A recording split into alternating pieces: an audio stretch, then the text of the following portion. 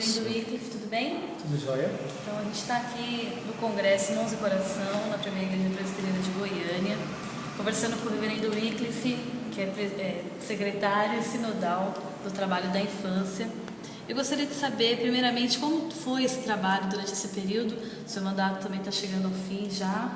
Contasse um pouquinho como é que foi essa experiência, como que é trabalhar.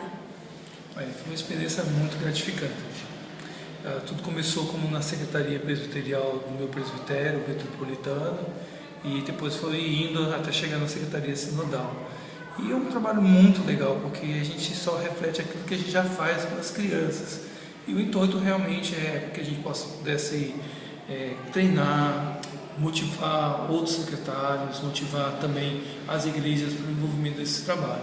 E esse último ano a gente teve o privilégio de acontecer algumas coisas interessantes, né? A primeira delas foi a gente fez um acampamento sinodal, então a gente teve 3 presbitérios bem presentes, né? 120 crianças juntas, todas reunidas lá no Aba, um belo amanhecer.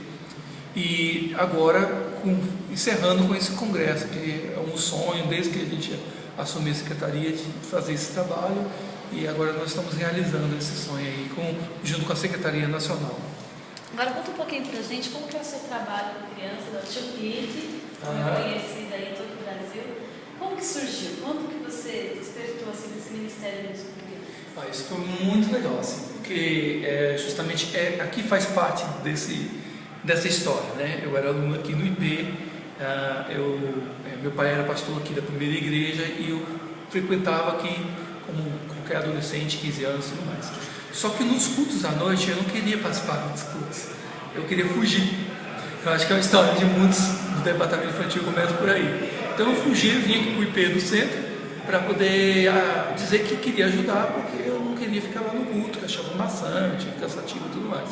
E aí a Nelly, né, que foi depois diretor do IP, ela falou para mim assim, para você ficar aqui ajudando a gente, você também tem que participar dos cultos. E ela começou a treinar, preparar, e aí eu comecei a ser professor de escola dominical, depois eu passei a ser professor de ensino religioso, depois que eu fiz todos os cursos, e aí fui fazer pedagogia, teologia, e aí a coisa vai acontecendo até me transformar em capelão, né, e hoje agora trabalhando lá no Mackenzie, São Paulo, como capelão educacional. Então, no início de tudo, começou como uma fuga. E hoje eu vejo assim, como que é importante a gente aproveitar essa meninada que às vezes fica com aquela dificuldade, ficar no culto, colocar ela como parte do trabalho, porque vai sair muitos missionários, pastores, pessoas que realmente estão envolvidos no ministério. Então, foi assim, começou por aí. Então, é muito legal hoje estar aqui contando sobre isso, no lugar onde tudo começou. Né? Acho que eu vou trazer uma palavrinha agora sobre a questão da criança no Brasil. A gente tem visto aí várias leis que estão sendo tramitadas e que vai afetar diretamente as crianças porque elas estão muito vulneráveis à mídia e à curiosidade delas com a internet. Queria falar um pouquinho sobre esse perigo da internet e da mídia para as crianças hoje. Sim, sem dúvida. Nós estamos passando por um momento muito complicado. E eu acredito que o grande início de tudo tem que ser na questão do trabalho da espiritualidade infantil. A espiritualidade infantil ela é muito mais além do que da religiosidade. A gente hoje percebe muitas crianças que vão à igreja, mas que não são alcançadas no seu coração, que elas não têm a palavra ali, porque não é trabalhada com elas a espiritualidade.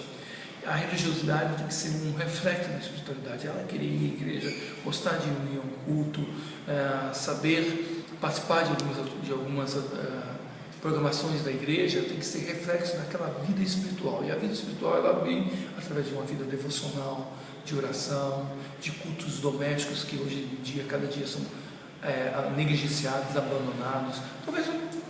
Talvez não com aquela estrutura antiga, mas uma coisa legal onde você conversa com seu filho, onde você brinca com seu filho, onde você lê a Bíblia de forma descontraída, onde você está fazendo aquele culto, que ele nem percebe que é um culto, mas é um momento que você está ali junto.